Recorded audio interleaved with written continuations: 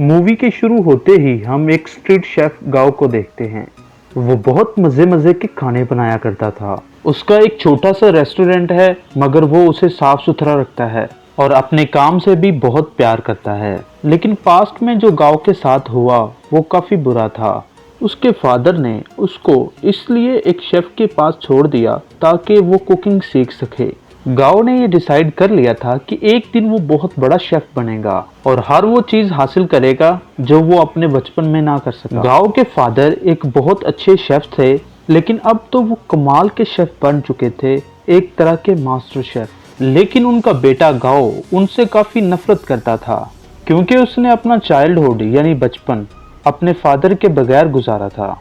वो उन्हें मिस किया करता था, लेकिन इससे उनके फादर को कुछ भी फर्क नहीं पड़ता था। दूसरी तरफ गाओ के फादर यानी वही मास्टर शेफ भी इस बात से खुश थे कि दुनिया को नहीं पता कि उनका बेटा भी है, और ये बात गाओ को और सैड करती थी। सीन बदलता है तो हम एक और फेमस यंग और हैंडसम शेफ को देखते हैं। वो बहुत ही रिच और रॉयल फैमिलीज के लिए खाना बनाया करता था।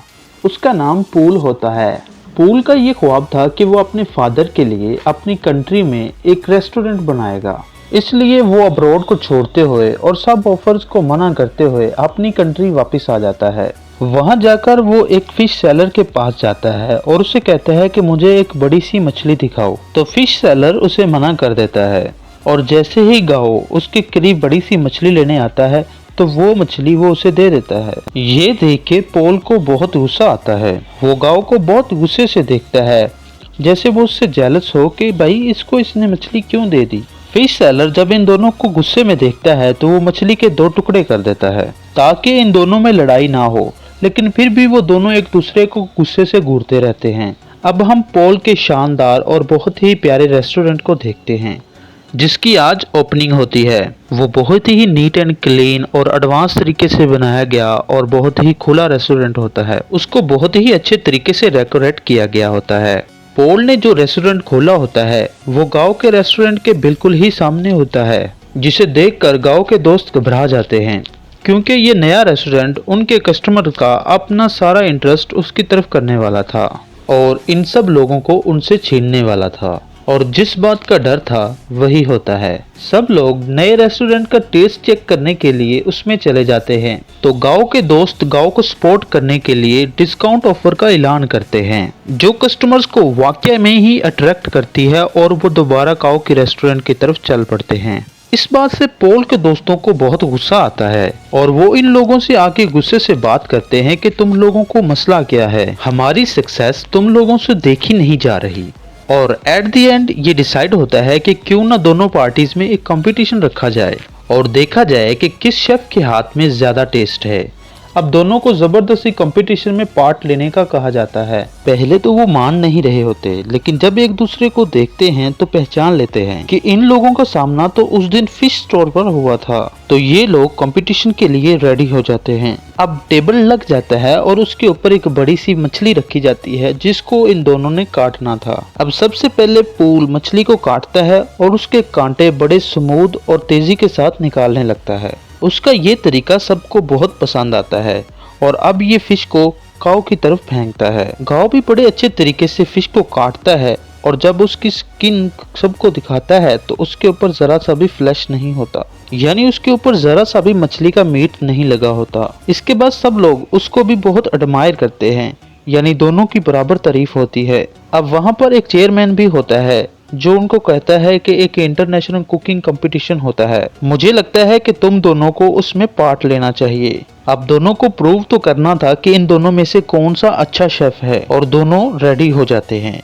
अब पॉल मीडिया को बताता है कि मैं फ्रांस में कुकिंग करता था और चाइना आकर मैंने फील किया कि अभी भी लोग कुकिंग के लिए पुराने तरीके इस्तेमाल करते हैं, और जाहिर है वो ये बात इनडायरेक्टली गाओ को ही कह रहा था। ये देख के गाओ को बहुत गुस्सा आता है। अब वहाँ सबको पता चलता है कि पहले इन दोनों का आपस में कंपटीशन होगा। अगर ये लोग उसे जीत जाते हैं तब ये लोग फाइनल में पहुंचेंगे और साथ ही साथ बहुत ही बड़े एक मास्टर शेफ से मिलने का चांस भी मिलेगा। और ये मास्टर शेफ कोई और नहीं बल्कि गाओ के ही फादर थे।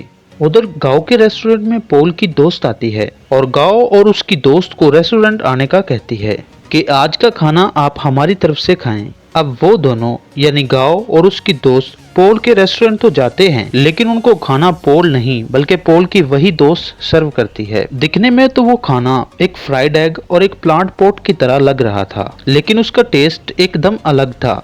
ये देखकर गांव को लगता है कि वाकई पोल की कुकिंग बहुत एडवांस है, तो वो सीधा किचन में जाता है और पोल को गुस्से से कहता है, पोल, अपना खाना अच्छा दिखाकर क्या साबित करना चाहते हो कि तुम बहुत अच्छे कुक हो। पोल चुप रहता है और उसे मीट बनाने का कहता है और कहता है कि चलो देखते हैं कौन अच्छा मीट पकाएगा। और गाओ चैलेंज एक्सेप्ट करता है और गाओ बहुत ही अच्छे तरीके से वो मीट पकाता है। वो बहुत डिलीशियस लग रहा होता है। अब पोल उसे कहता है कि मैं तुम्हें सेम रेसिपी के साथ ये डिश बनाकर दिखाता हूँ। पोल शुरू करता है और सेम डिश बहुत ही कम वक्त में बना लेता है। जब गाओ इसे स्मेल करता है तो उसे अपनी डिश में और उसकी डिश में कोई फर्क नहीं लग रहा होता, तो वो समझ जाता है कि वाकई ही इसके पकाने का तरीका बहुत एडवांस है। वो उदास हो जाता है और वहाँ से चला जाता है।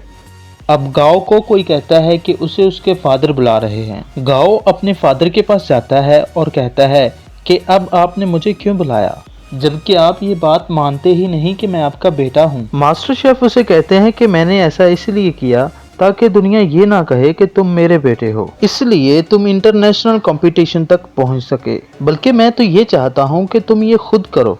तो गाओ कहता है कि डैड, मुझे वैसे भी आपकी सपोर्ट की ज़रूरत नहीं। जब मुझे आपकी ज़रूरत थी तो तब आप मेरे पास नहीं थे।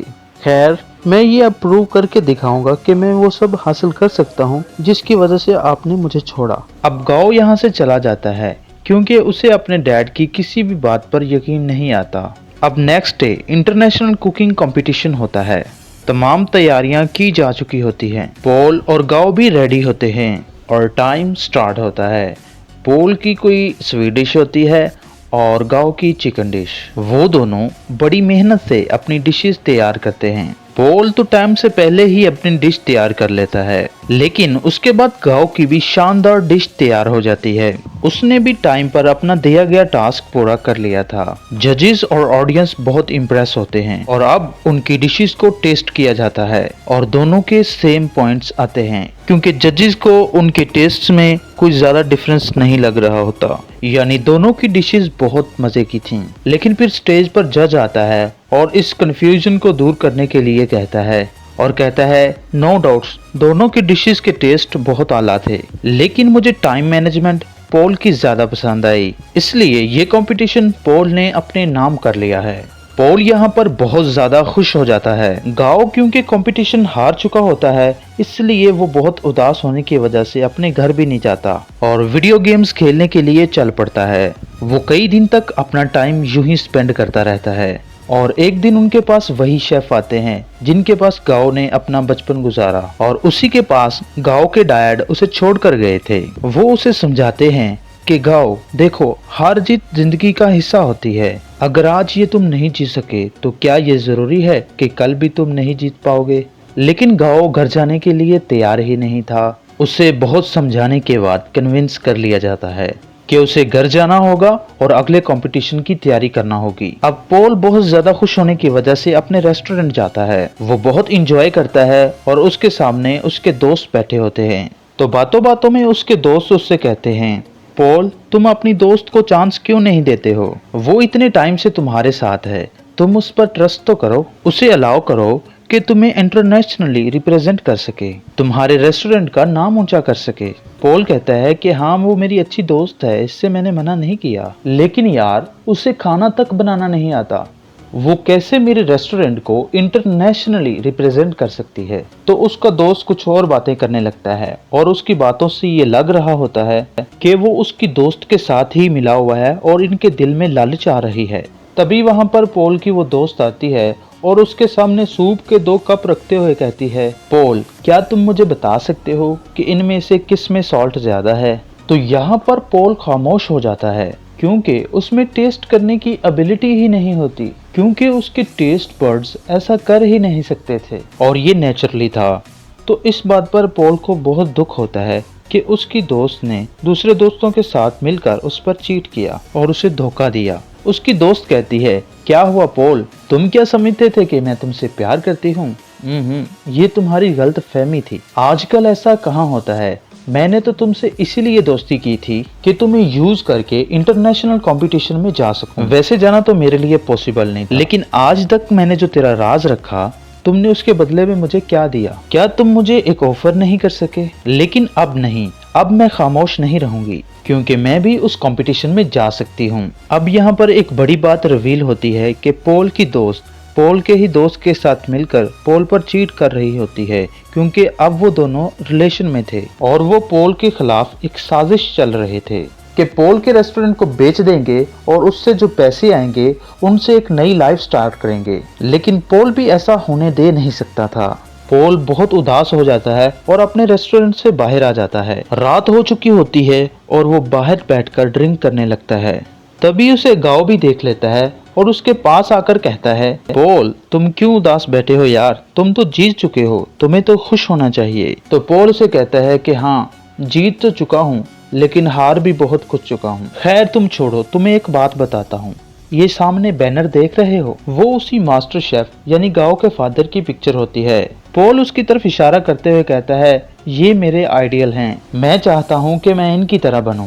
तो गांव आगे से हल्का सा मुस्कुराता है और कहता है, पॉल ये मेरे फादर हैं, तुम यही सोचते हो ना कि ये अच्छे इंसान हैं और तुम इन जैसे बनो, तो मैं तुम्हें बताऊं, मेरे फादर दिल के बहुत बुरे हैं। गांव उसे अपने पास्ट की स्टोरी बताने लगता है कि उन्होंने उसके साथ क्या क्या किया। पहले तो पॉल कहता है कि तुम मजाक कर रहे हो यार, बस कर दो। लेकिन गांव उसे बताता है कि उसे वाकई में वो छोड़कर चले गए थे, सिर्फ इसलिए कि मैं इनके प्रोफेशन को अपना नहीं पा रहा था। मैंने अपना सारा बचपन उनके बगैर गुजारा है। तो पॉल कहता है, अच्छा उदास नहीं हो, अब हम क्या कर सकते हैं? तो गांव उसे कहता है, बॉटल्स फेंक सकते हैं। तो वो दोनों खाली बॉटल्स उस बैनर की तरफ फेंकने लगते हैं और यहाँ पर इन दोनों में दोस्ती हो जाती है। अब पॉल जब अपने रेस्टोरेंट वापस जाता है तो उसके दोस्त उसके रेस्टोरेंट का सौदा कर रहे होते हैं। तो पॉल उन्हें कहता है कि ये क्या हो रहा है, तुम लोग मेरी इजाजत के बगैर ये कैसे कर सकते हो? लेकिन वो उन्हें कहते हैं कि मुझे ये बताओ कि इंटरनेशनल कंपटीशन में अपने साथ किसको लेकर जाओ, क्योंकि राउंड 2 तुम अकेले नहीं पका सकते, आपके साथ आपका एक पार्टनर होना चाहिए। क्या तुम अपनी दोस्त को लेकर जाओगे? तो पॉल कहता है कि मेरा दिमाग नहीं खराब, मैंने डिसाइड कर लिया है कि मैं किसे अपने साथ लेकर जाऊंगा जो कि वाकई ही डिजर्विंग है।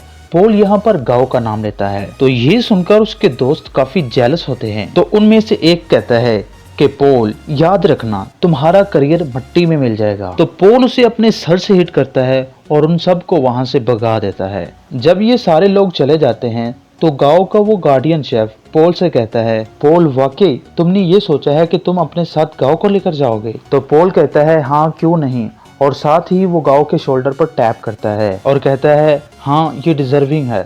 सब लोग बहुत खुश होते हैं। अब यहाँ पर कंपटीशन की तैयारियां शुरू हो जाती हैं। अब यहाँ पर ये डिसाइड होता है कि पॉल गांव को अपने नए तरीके सिखाएगा और गांव अपने पुराने तरीके पॉल को सिखाएगा। गांव पॉल से कहता है कि परेशान मत हो, अगर तुम्हारे टेस्ट बर्ड्स काम नहीं करते तो उन्हें वापस लाने में मैं तुम्हारी मदद करूंगा। वो उसे समझाता रहता है कि इस तरह करो। पॉल भी उसे नए नए तरीके बताता रहता है और यहाँ पर इन दोनों का बहुत अच्छा टाइम स्पेंड हो जाता है। ये रोज नए नए खाने बनाते, डांस करते, सिंगिंग करते और बातें करते। और अब यहाँ इन दोनों की दोस्ती और भी ज्यादा गहरी हो चुकी थी। अब वो दिन भी आ जाता है जब इंटरनेशनल कंपटीशन का राउंड 2 था। ये दोनों अपनी डिश बहुत अच्छे तरीके से बनाने लगते हैं और कम ही टाइम में बहुत अच्छी स्वीट डिश तैयार कर लेते हैं, जो कि जजेस को इतनी ज्यादा पसंद आती है कि वो कहते हैं कि हमने आज तक ऐसी डिश नहीं खाई। और ये राउंड ये दोनों जीत लेते हैं और अब शुरू होने वाला होता है राउंड 3, जो कि कुछ दिन बाद था। और ये कंपटीशन उनका उसी मास्टर शेफ यानी गांव के फादर के साथ था। और यहाँ पर पॉल गांव से कहता है कि मुझे लगता है कि तुम ये कंपटीशन जीत सकते हो। तो गांव पॉल से कहता है कि तुम एक बहुत अच्छे शेफ हो, तुम्हें तो एडवांस तरीके भी पता है और तुम मेरे से भी अच्छा कर सकते हो। तो पॉल कहता है, नहीं ऐसी बात नहीं, देखो मैंने अपने फादर का ड्रीम अपना रेस्टोरेंट बनाकर पूरा किया, तो तुम अपने फादर का ड्रीम पूरा करो ना।